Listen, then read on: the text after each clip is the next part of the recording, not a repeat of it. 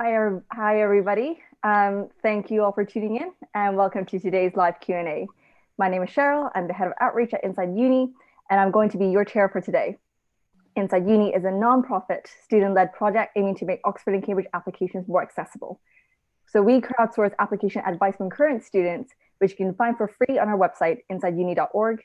And we've put this link in the description box below too. Today's Q&A on applying to Oxbridge from European countries will kick off our International Undergraduates live Q&A series.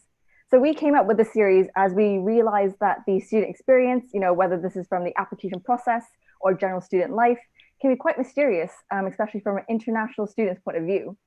So we're hoping that you'll get a chance to have your questions answered by our lovely panel of current or recently graduated students today. We have some pre-submitted questions, but we'll also be taking live ones. So please feel free to use the YouTube chat function to introduce yourself and say which country you're from and what subject you're interested in. And without further ado, I will pass it on to our panelists who will introduce themselves. And let's start with Hannah. Hi, I'm Hannah. I'm from Germany and I passed the German qualification, which is called Abitur. And then I went on to study French and German at Oxford. And I've just graduated and I'm going back for a master's there in just a bit. Hello, I'm Robert from Hungary. I completed the National Hungarian pre-uni qualification called Matura, and now I study ancient and modern history in Oxford, and I'm starting third year, final year at this autumn. Hi, I'm Francesca. I'm from Romania. I did the Romanian baccalaureate and I'm studying computer science at Cambridge, and I just finished my second year and going into my final year. Hi, my name is Simon. I am from Denmark and I did the Danish Studentereksamen. I just finished my first year and I'm going to my second year of studying law at Cambridge. Hello everyone, my name is Iman. I come from Bologna, Italy, and my pre-uni qualification was Esame di Stato, the Italian Maturità, also known as Maturità. And the subject I studied in Cambridge, from where I graduated this year, was linguistics. Hi, finally, I'm Amy. I'm from the Netherlands. I did the Dutch VWO system at school, and I do natural sciences at Cambridge. I'll be going into my third year next year. And just to say, I did not apply from Europe. I did do the IBDP, so I will be on hand to answer any IB-related questions as well. So to start off this Q&A, we'll hear from some of our panelists about why they chose to apply to Oxbridge, and we'll start with Simon. Yeah, so I think for me, I had three overall reasons. I think, first of all, I really wanted to see if I could do it, because obviously it is a challenge, and I wanted to see kind of how far I could go. And I felt that trying to go for a university like Cambridge would be a really good way of doing that. Then I think, secondly, I really loved the international community that I think I would get at Cambridge, which I couldn't get to the same extent in Denmark.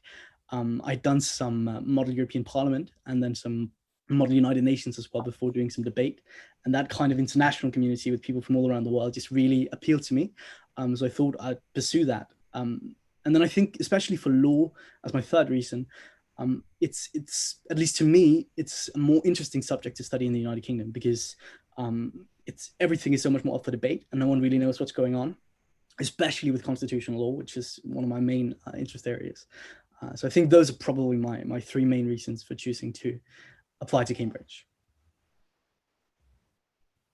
Yes, my decision to start studying in Oxford was actually, like, there's a small story behind it. I was a bit younger and I read a book in which I read about this degree, PPE, it's philosophy, politics and economics, which is a big thing in Oxford, very complex, very prestigious.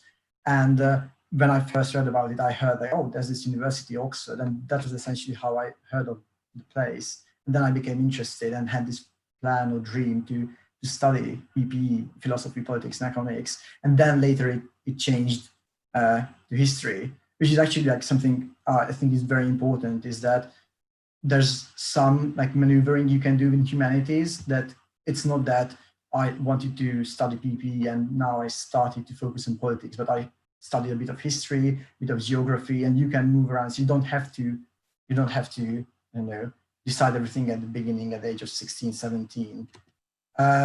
Yeah, that was mainly like the reason. But the other thing is that, yes, obviously Oxford has this image, at least in my country, about this citadel of intellectual achievement when you are near the things that's happening and you have world-class education. And that really means that we don't use textbooks that much, but we actually read the highest level academic debates, and we are reading those debates which are happening between scholars, professors. And yeah, perhaps the final reason is this: there's this term called transferable skills, which is very alien, and it's such a cliche, but you'd hear it 1,000 times in Oxbridge. And basically it means that if I study history in Oxford, that doesn't force me on a path to teach history or to research history. I don't have to be an historian, because of the structure and the way it's taught. I can be what I'm not, with a bit of an exaggeration, whatever I want to be. So I can work in other sectors, and it's not just history, which I couldn't do if I studied history in Hungary. So in my case, I think it has to do with a bit with what I studied in high school. So in the Liceo in Italy, the high school equivalent, I studied at a Liceo that focused on languages. But the way in which it was looking at them was very literary. So we studied like a ton of literature. And I still loved languages, but I wanted to analyze them in a scientific way. And I realized when going to sort of like university fairs, orientations where I lived in Bologna, I would see that even at university level, there was no real degree, like undergraduate degree level study of linguistics. You could only do that as a master's or like a doctorate. So I then realized that I had to necessarily apply to university abroad in Europe. And I decided the UK because I always had growing up like a dream of studying in Oxbridge. Originally, I knew about Oxford a lot more, but when I looked at their program for linguistics, I saw that they also have a lot of like literary based modules. So I was like, okay, that's not the place for me. And so I looked at Cambridge and I saw that it was much more in line with what I wanted to do. So that's why I applied there. So thank you to our panelists who spoke just now. We're now going to move on to our pre-submitted questions, but we'll also be taking live ones. So please ask away in the YouTube live chat. We've gotten a few country-specific questions that were pre-submitted regarding grades required or English test requirements or finances. For those, we recommend visiting the university's website for the most updated information. And I'll now pass it on to Robert to start with our first pre-submitted question. The question is, how active are various European societies at Oxbridge, and what are some examples of events they organize? So I think it really, so first of all, it really depends on the individual, whether you want to mix with people from your country. So I know people who just want to break away from people at home. Some see, I don't know, Hungarians as like a small community, which they can always rely on. I'm more on the latter, so I'm actually quite involved with Hungarians in Oxford. And I think I would say that generally the atmosphere is really, really good. So it's more that I can always like take my refuge with Hungarians if I'm, I don't know, stressed or something. And that's really like that we have this community when we are outside Hungary. And there's a huge difference with societies. Some are larger, those are a bit more organized and have more positions, larger events, obviously. And for smaller ones, we have like little friendship groups, and it's more about like people getting to know each other. And also there are events between societies. So for instance, like this past year, we had events both with Eastern Europeans, both like Central Europeans, and like there were like massive, I don't know, wine and cheese socials. And yeah, examples from events. Well, there are some mainly socials. So dinners, garden parties.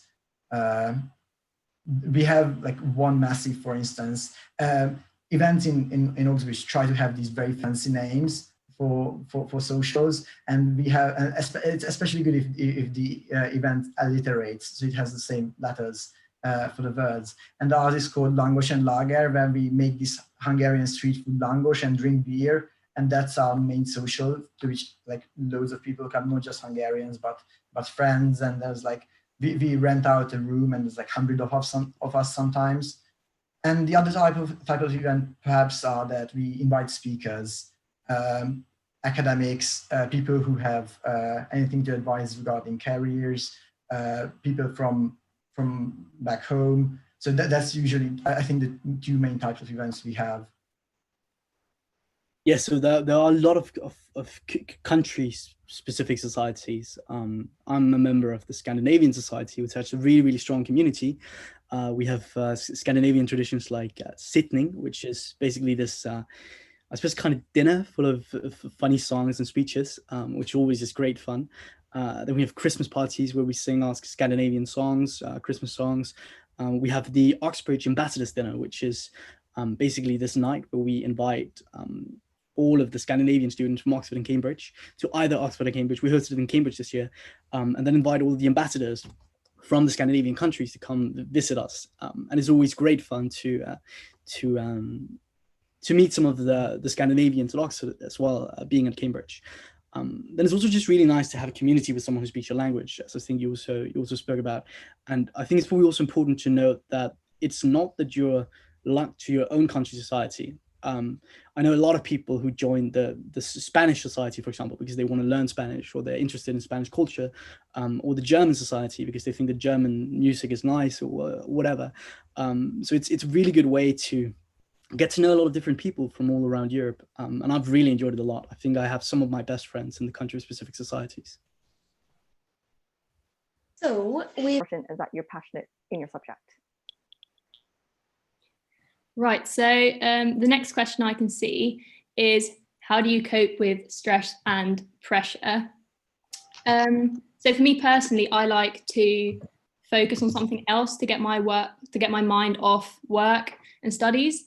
I'm not very big into the music and theatre scene in Cambridge, but I like playing different sports. And I think one thing that's really good about Oxbridge is that there are so many things to do outside of your studies. So there's college sports and there's university sports, and there's something for everyone. So personally, I do college football and university basketball. And I think they really help just to de-stress, let some energy out, and meet new people as well. Yeah, so I definitely agree on the extracurricular aspect. I think that's a big part of dealing with stress, kind of counterbalancing it with activities that you find relaxing and that kind of provide a more well-rounded everyday life than just focusing on your studies. And there are so many opportunities I know about Oxford, but I'm sure that it's the same for Cambridge. Aside from that, I'd also say that tutors, so the people who teach you at university, are extremely helpful because it's such a close personal relationship you have with them, because it's all, you've got a lot of small group teaching and they're always there for you. So if you are really feeling the stress and the pressure, they're there to help you deal with that. And I've had very positive experiences in addressing these subjects with my tutors, and they'll help you along the way. Cool. So I'm going to jump in again because we now have a live question from Ray Liu. And she asked if anyone here studied the IB program. That would be me and me only. And could you tell me a little bit about how you would compare the workload in IB and in university? I'll say this, I won't compare it by amount, but I'll compare it by nature of workload. So doing the IB, of course, you have 6 subjects in addition to your 3 additional factors. And so IB is, is very much a broad subject, a broad curriculum, in the sense that you get to study, you get to study English and second language, and then maths, sciences, arts, that kind of stuff. In Oxford, I think Oxford especially, you get a lot more specialism as opposed to breadth. So you go a lot more in depth. So the subject I did, or I graduated from, which is music, I also had 6 papers, 6 modules, but all of them were music related. So in that sense, the workload is different because, well, IB, you have that breadth, in university, you have more of that depth. And also talk a bit more about workload, I guess, in general. So in IB, usually you're working on coursework. So if you have IAs, for example, you're going to be working over them, throughout a particular duration of time. It's going to be, it's not going to be basically, it's not like a weekly turnover. Whereas I think with the case, for example, in my case anyway, a lot of my assignments are supervision essays. Supervisions are small group teachings, and they usually occur per week or bi-weekly. And what I usually do is I have to write an essay for that. And so in that sense, my turnover per piece of work is usually every week, every 2 weeks or so. And of course, you do get longer projects such as dissertations. But in general, I think that those are my two biggest differences from about the workload.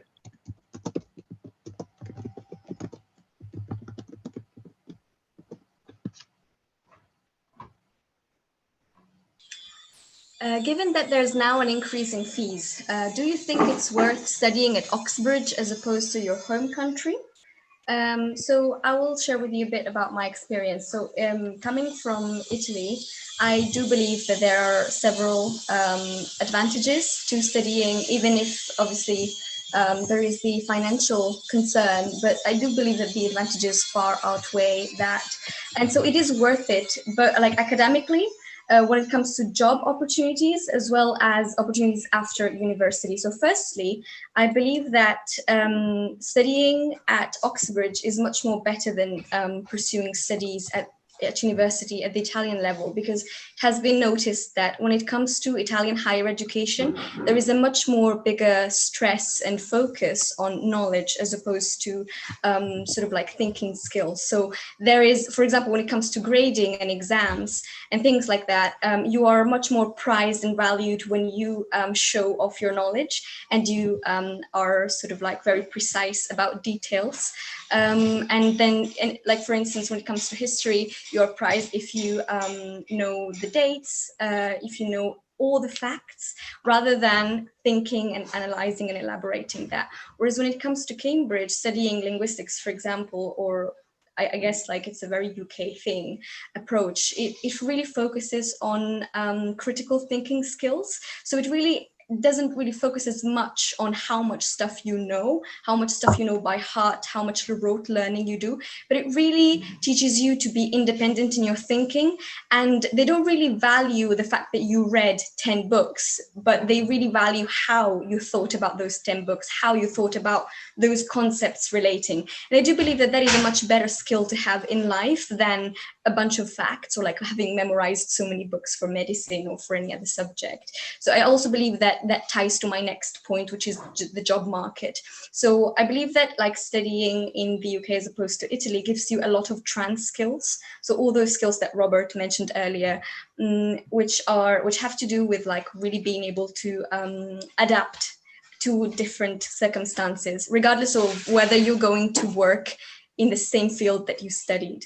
And the other thing is that I think it's really worth it in terms of what you will gain back, because there are high statistics about job opportunities after you've graduated. So they have a lot of data about this, more precise data, more up-to-date data on the Cambridge University website. But about like more than 90% people get the job within the year after they've graduated. So that's really helpful. Whereas in Italy it might take a lot more, or you will have to necessarily go into a lot of specializations and specific masters to be qualified for a job. Whereas in the UK, that's different.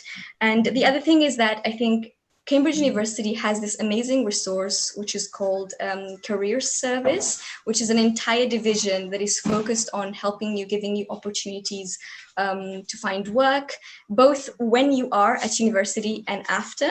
So that means that during you can't work at the same time as studying in Cambridge, but during holidays, you have so many opportunities, like you have all these job offers that are looking for current students at Cambridge. So that means that you will build an amazing CV when you're studying.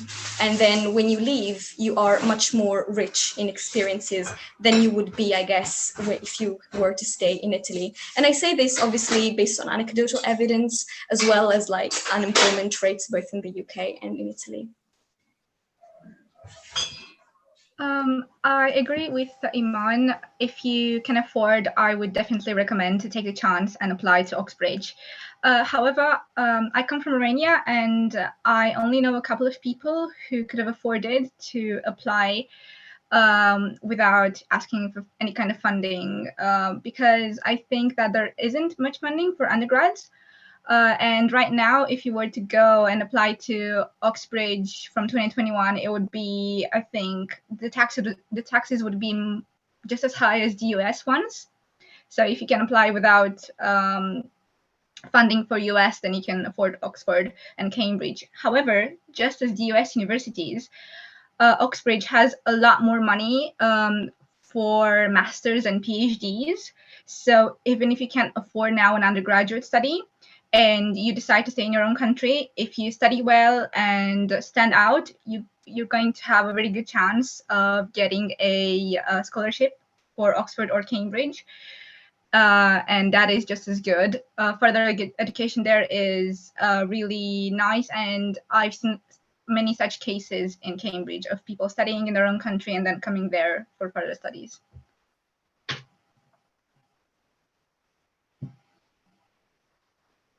Okay, next up, we've got a live question from Skype12. How much do you think that nationality affects the odds of getting admitted? So first of all, I'd say, so we've heard about medicine before, but I think most subjects don't have a quota for international students. And I think tutors do everything to ensure that there's no discrimination in the application process. I would say that UK students have certain advantages just from their background and from the way they're encouraged to apply to Oxbridge. So quite often it's just kind of something that's on the horizon, or they get support in school, and they get, they might even get specific tutoring to prepare for the applications. And many students from foreign countries don't get that. But I wouldn't let that discourage you from applying. And I think a lot of it is about confidence and just kind of giving it a shot. And I think that for me personally, the fact that I didn't have lots of mock interviews and I didn't have, I didn't prepare my application for months or even years, actually made me feel more at ease and more spontaneous in the interview. And I think tutors do appreciate that and do notice that if you're kind of spontaneous and if you've got energy and kind of, if you're just there because you're, because you had the kind of willpower to choose something that's not kind of automatically on the horizon for you. And so, yes, I don't think that you should be discouraged from applying because of your nationality.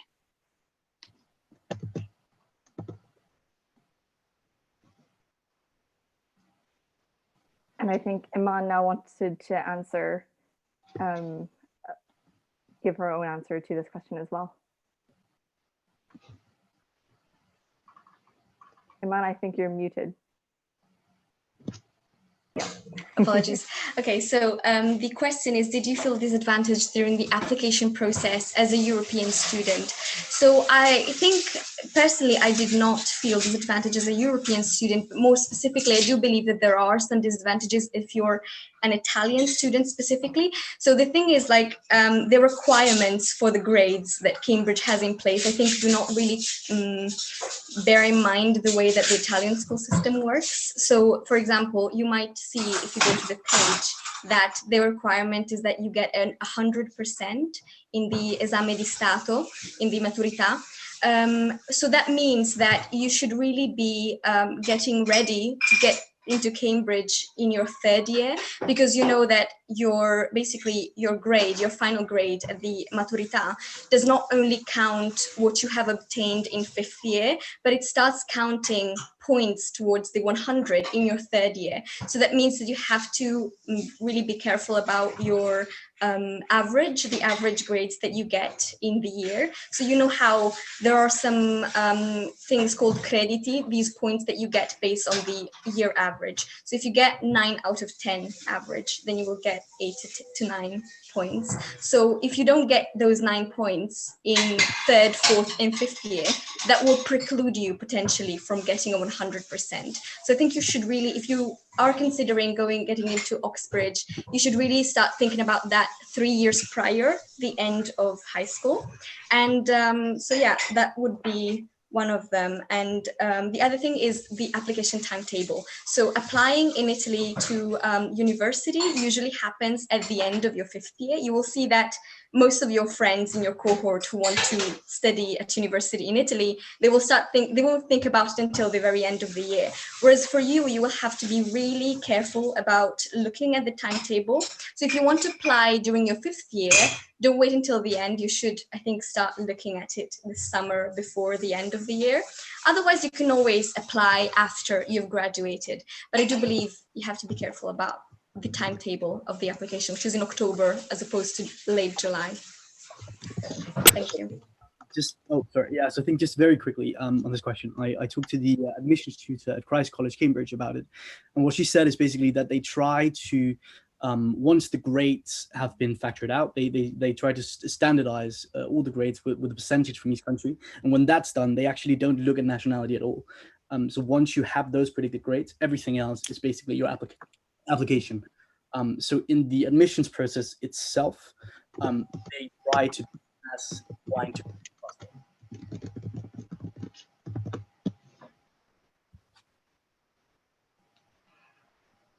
So we have a new live question from, I'm sorry for butchering your name, Faizama, who is asking, is the Romanian baccalaureate equivalent to the UK A-levels, or do I have to take the A-levels as well? So in my case, and everyone I know, we only had to do the Romanian baccalaureate.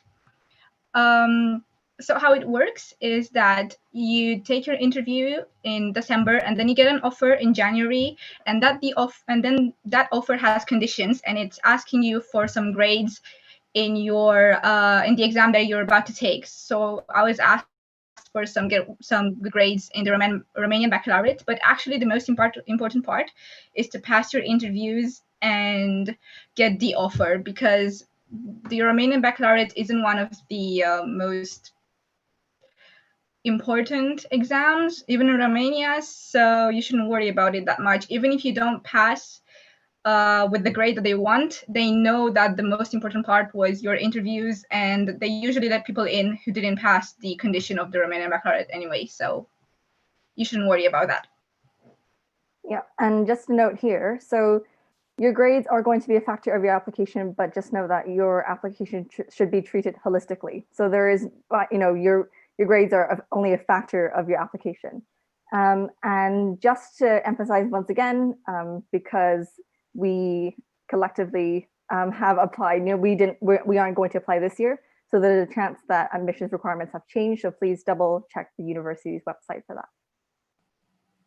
Yeah. So the next question we got is from an HSPS/social sciences applicant who's asking, how UK-centric is the curriculum?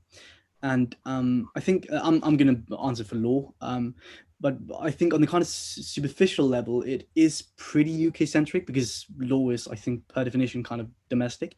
But when you take the deeper kind of level, I think you have two factors that kind of play into making it more international.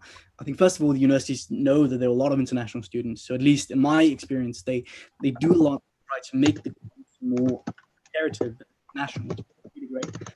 And then secondly, I think also because the main thing you learn to do when you do social sciences, and I think especially law at Oxbridge, is to think critically.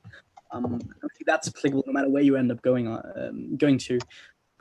Because you're not going to learn the entire law, for example. You learn how to think critically, and you learn how to analyze, how to work hard. And I think that's probably, when you talk to law firm partners and other people who know of Cambridge and Oxford and the reputation that they have, that's kind of what you buy into as an employer. And I think that's applicable no matter where you go. So even if the curriculum is sometimes a bit UK-centric, I think the skills that you get are very international.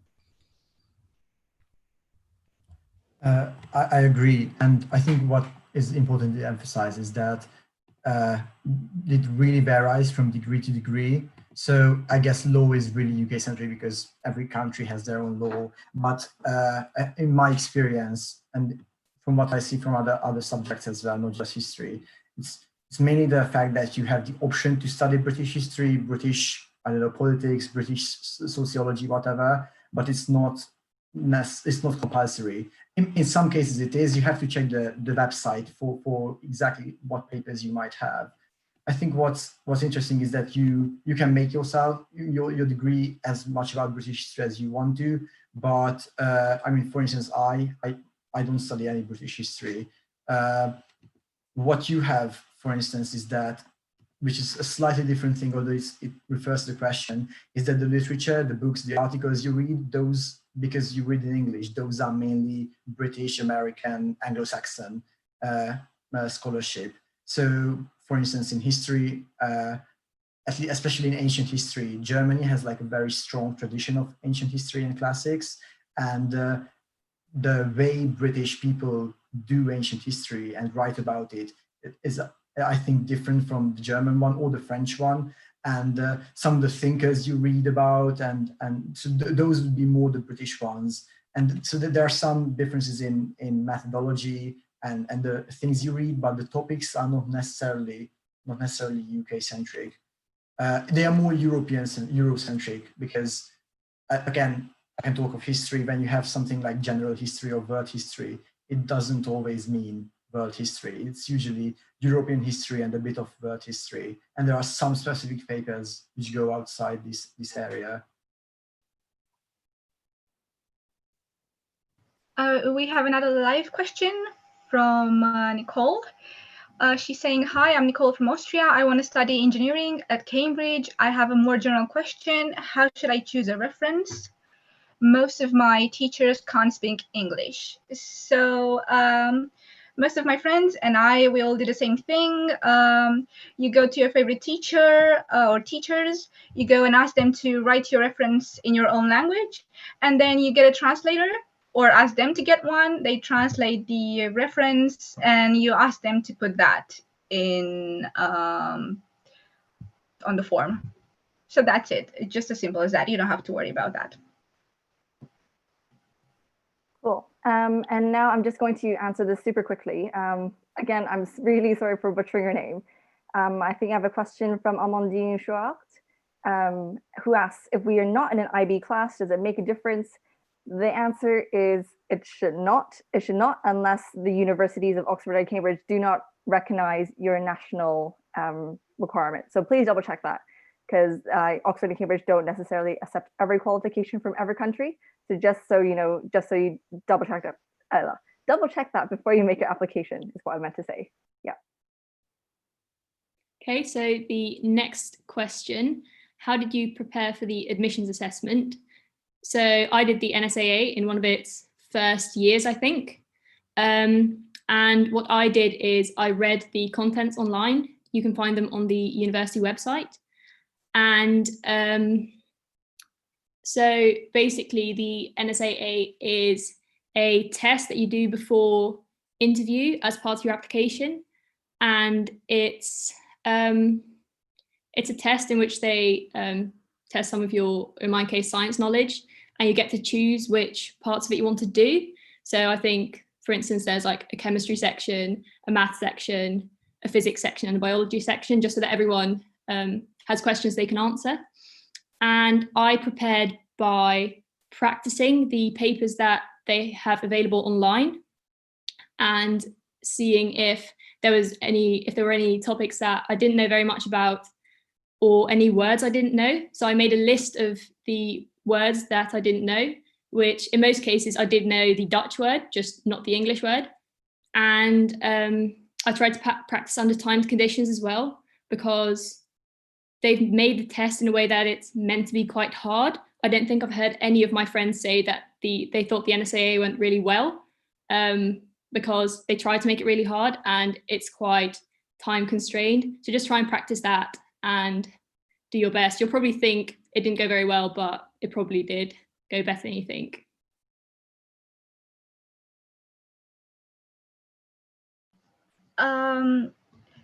So in my case, I'm doing computer science. And one thing that I think you should know is that every department kind of changes its admissions every few years. So in my case, they came up with this new assessment, a math assessment that only had taken place for like a couple of years before I came to Cambridge. And they didn't have many resources, so they just directed us to the STEP exams and told us to do as many of those. And another thing you could do is you need to take advantage of the people that have gone through the experience and go and watch YouTube videos of them telling you what they did, how they prepared, and so on. So yeah, you should look at what the department says, because they'll give you many resources that are available.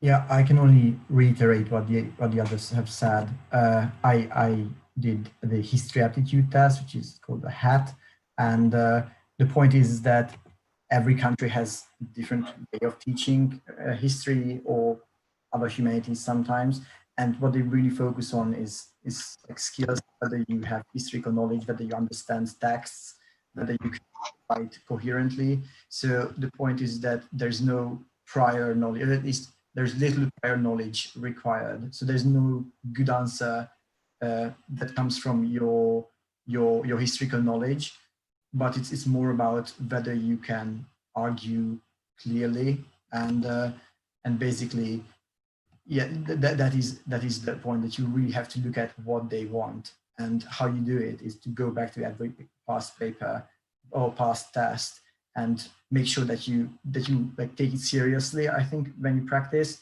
So I think there's like an hour, it's like an hour long exam or 2 hour long, I don't remember exactly, but the point is that you should really isolate yourself completely, practice, do it seriously, and then check the answers, and then try to improve and take the answer, take the recommendations in the answer key seriously, and then just try to reflect on what you missed, why you didn't understand something.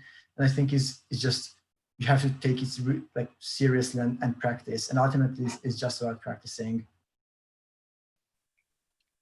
Okay, I think we've got another live question from Dominica. What do you think is worth considering when choosing a college? So first of all, I'd say don't overthink it, because most people I know ended up loving whatever college they ended up in, even if they got pulled to a completely different one, and there's always a chance that that will happen to you. So I applied to Jesus College, and that's where I ended up as well. And for me, one big reason, especially as an international student, was them offering accommodation for the whole duration of your undergraduate degree. So that's definitely worth checking on the college website. So just kind of have a browse through a few and see which one appeals to you in that way. Another one is checking the size of colleges. You might want a bigger or a smaller college, want something that feels more cozy, or something that feels like a bit of a bigger pond for you to swim in. So yeah, just kind of go through the websites and then choose one, and don't overthink it.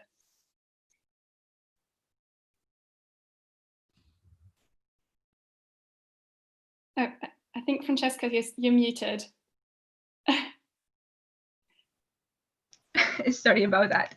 I was saying that I want to just add one detail that I wasn't aware of when I was applying, and that is the fact that Cambridge has 2 girls' colleges and Oxford doesn't have any. And there's this myth that I wasn't aware of, that if you apply open application at Cambridge as a girl, you are very likely to get pulled into a girls' college. So open application means that the university will pull you randomly into a college, but if you're a girl, you're very likely to get into a girls' college. And you shouldn't be scared about that. They're great colleges. They don't feel like girls' colleges. You're not in any way having a less college experience than anyone else, but you should consider that if you're a girl.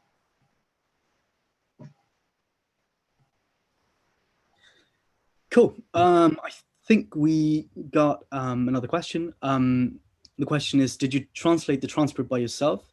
If so, how did it look like? I think for the predicted grades, I translated my own transcript. I just found the translations of the subjects on the Danish Educational Ministry's webpage. I think there might be something as well. You should probably check that. And then just wrote up how the transcript looks in Danish, and then send it to my teacher who wrote in the actual predicted grades. For the actual transcript, if you are given an offer, in Denmark, we get one in English. If you don't, you should either speak to your school or take contact to the university, I think, because that has to be official. You can't do that yourself. Yeah, and just one more note again here. Ooh, sorry. Just one more note again here. Please double check with the university, because again, changes might have happened from when we applied to when you will be applying. So the next question we have, it's actually two questions, but we're going to answer it together. So the one is a live question from Faisal Mu. Are scholarships given to European students as well? And the other one is a question we got before the panel is, did you get any financial help, for instance, scholarships, bursaries, etc.? If so, where did you find them? You have to check again the website. I think in Oxford, for instance, there is a scholarship which people can apply for. I think there's definitely one for Eastern Europe. I'm not entirely sure about whether there's one for Europe in general. As someone said before, scholarships are a lot more frequent, as I see it, for graduates. But these are things you can check in the website. Regarding like national scholarships, I think in many countries there are scholarships and schemes which support education abroad. In Hungary, for instance, there is one which is about people who are applying now at UK universities, so they can apply to that. And basically what you could do is just check whether there are any agencies, non-governmental agencies, governmental agencies, whatever, which deal specifically with studying abroad or promoting studying abroad, and they will. You can actually write them an email. They will answer whether they have any project, any scholarship. So that's how I would approach it. Again, which is, I know that this is a thing that's present in Hungary. I think it might be there elsewhere, that there are projects for like youth talent. So if you are like a promising talent in a field, in studies, if you did like social work as well, you might get a scholarship or at least some funding through that. And yes, and regarding bursaries, that just works through the funding. I'm not entirely sure how Brexit will have an impact on bursaries, but normally that just goes through your normal application, and you will get assessed regarding your household income, and based on that you get a bursary. But I'm not entirely sure how Brexit affects that, so you would have to check it. I would think. No, I definitely don't have to speculate, so it's better not to say anything around that. Sorry. So I'm not actually on a scholarship or like an additional bursary, but I am on student finance, and I decided to not go for British student finance, but stay with Dutch student finance. And I think in a lot of countries, they will be quite flexible with the student finance because, well, the tuition fees in England in general are higher than they are in the Netherlands, and I get a larger student loan to cover the tuition fee. You'll just have to, in my case, I just had to send them proof that the fee was actually higher. So I think there is probably some flexibility in what your government offers. So just try and check up on that as well. Okay, just to follow up on that, I think there was a question from Merle Schmitz directed at me specifically. Did you get a scholarship for Oxford or any financial help? Which possibilities are available for Germans? So I have to say that it is quite difficult, especially at an undergraduate level, to get funding. Again, I can't say how that will have changed with Brexit. There are bursaries given out by Oxford based on your financial needs usually. I was only able to get a small scholarship after my first year exams for performance in exams, but kind of not enough to cover the tuition fees. So I think realistically, it's going to be hard to get funding for your undergraduate degree, and that's definitely something to take into account. But do check out the opportunities that there are and how they're going to change in the next few months and years. Yeah, so just to emphasize Hannah's point, we know that finances are on a lot of people's minds right now, now that the UK has left the EU. So definitely suggest, for more information, definitely please go onto the university's website for the most updated information.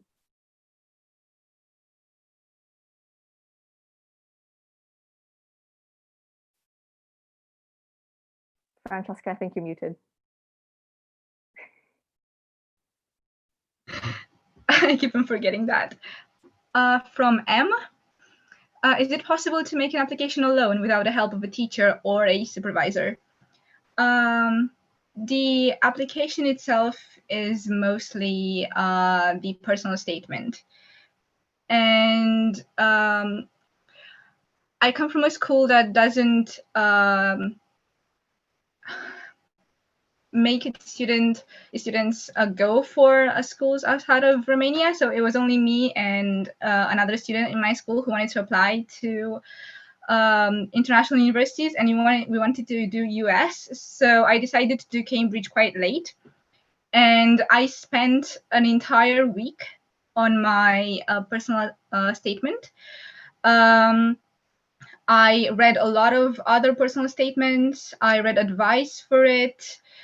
I looked at successful ones, and finally, when I was very comfortable with it, and I also put something to stand out, and this is just a fun fact, I put the fact that I'm redhead in it, and then I went to this help session on another city for students who want to apply to the UK, and I asked someone to read it, and she laughed when she got to that part about me being redhead, so I thought that made it stand out. And then at the end, just one day before sending it, I asked a friend that I knew was in the UK to just proofread it for me, and that was it. You have to be comfortable with it, and you just have to make sure that it matches a successful ones and that it represents you, but you can do it alone. And then we get a question from Ryu Liu, who's asking, did you think your interview questions were designed to be challenging? And how did you feel after the interview? So I definitely think that the questions are designed to be challenging, but probably not in the sense that a lot of people think. You won't get the questions, at least I haven't heard of anyone who got the questions like how many giraffes are there in the United Kingdom? Or how many golf balls fits in a plane, for example. But they are designed to be challenging because the interviewers want to see how you think, and they want to push you out where you don't necessarily know what you're talking about to see how you react to new material. And as a result of that, I don't think that anyone, at least not anyone that I've spoken to, feel like their interview went well. Because you always feel like you sounded really stupid and you gave bad answers.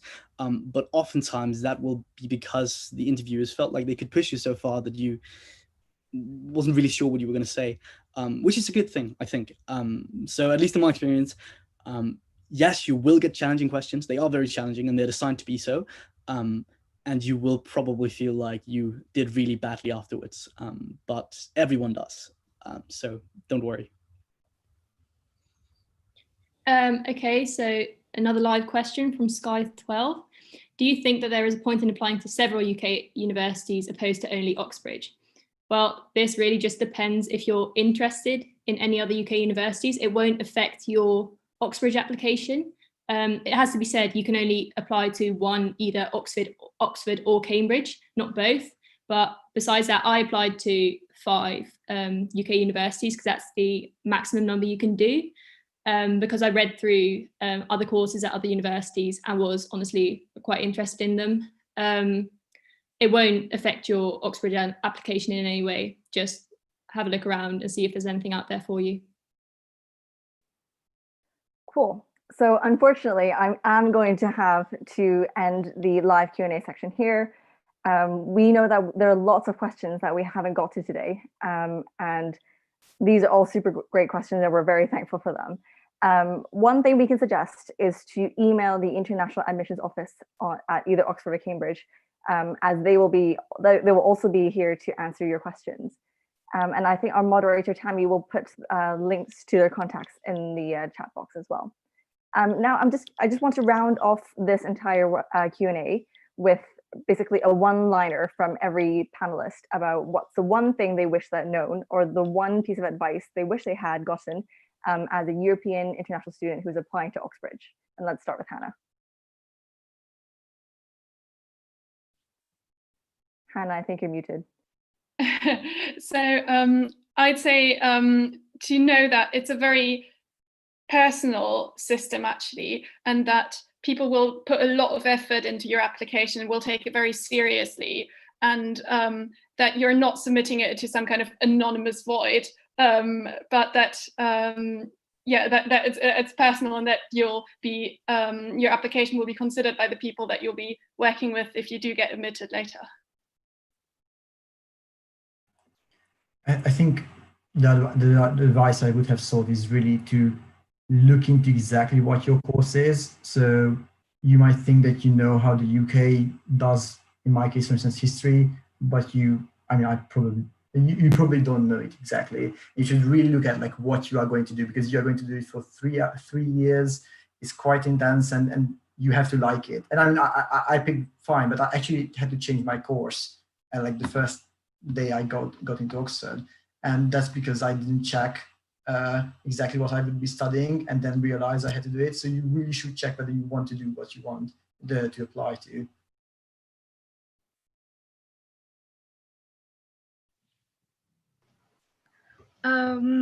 I think that one thing I wanted to know, and I mentioned it already, was the existence of only girls' colleges.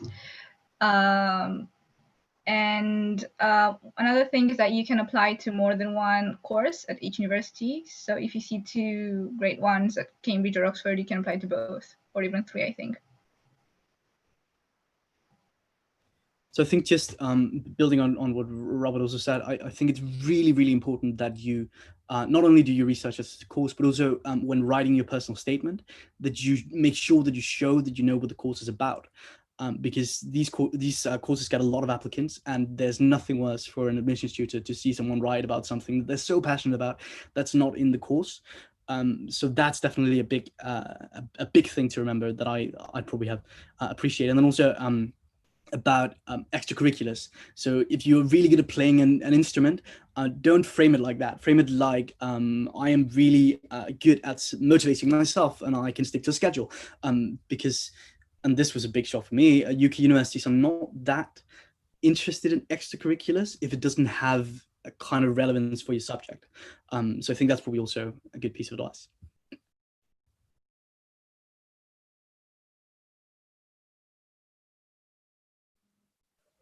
Yeah, so in my case, I would say that one piece of advice I wish I had had was that when it comes to getting prepared for the assessment for the interview stage, that it really didn't matter how many books I tried to cram the week before the assessment. It really has to do with the skills that you have already honed in all those years of like being good in school and being attentive in class and really thinking a lot about the subject and everything really. So those are all skills that you have acquired without even knowing you did. So whereas I thought that I would sort of make up for the stuff I didn't know about linguistics, for example, they really don't care about how much stuff you can cite. They really want to know whether you are up to task for the questions they are going to ask you in the interview stage. So that would have sort of like spared me sleepless nights and stuff like that. So for me, one thing someone said to me at some point, can't remember when really, but that really stuck with me throughout the application process is you're applying to a course and the people who will essentially be teaching you will review your application, and they are just looking for students that they'll enjoy teaching. So just try, if you're really interested in something, try and show that, because they like to see that a student's actually interested. And in the interview, try and listen to what they're saying, make it into a conversation, because in the end, they're kind of picking their own students as it like they have the option to do that. So just relax. If you're interested in something, try and show that, and they will pick up on it. Yeah, and just to emphasize in general, there is no one-size-fits-all approach. And so apart from the requirements that are stated on each university's website, there isn't a set checklist that admissions tutors are looking for. So don't try to be who you think they want you to be, but just, it's cliche, but be yourself and let your passion shine through, because it will. In that case, so this is now the end of our Applying to Oxford from European Countries Q&A. I hope you'll join me in giving a big thank you to our panelists for giving up their time to be here, as well as the Cambridge International Admissions Office for helping us organize today's event. And each university will also be holding their own open days and admissions webinars, so do keep an eye out for signups for those. Make sure to also visit insideuni.org and subscribe to our YouTube channel to stay up to date with our videos. I think I can say that, you know, we didn't realize how popular this video series would be, and you've given us so many questions. So I do think that a similar event about applying to Oxford from Europe will occur again in the future. So keep an eye out for that. And if you want to rewatch today's Q&A as well, you can watch it on our website or on our YouTube channel. And as I mentioned earlier, there are also a lot more free resources on our website, so check that out too. And in the meantime, let us know your thoughts on this Q&A or on any future events that you'd like to see by getting in touch via our social media channels, which I think are linked in the description below. And please do follow us for updates. Thank you very much for joining us today, and we hope to see you at our future events. See you.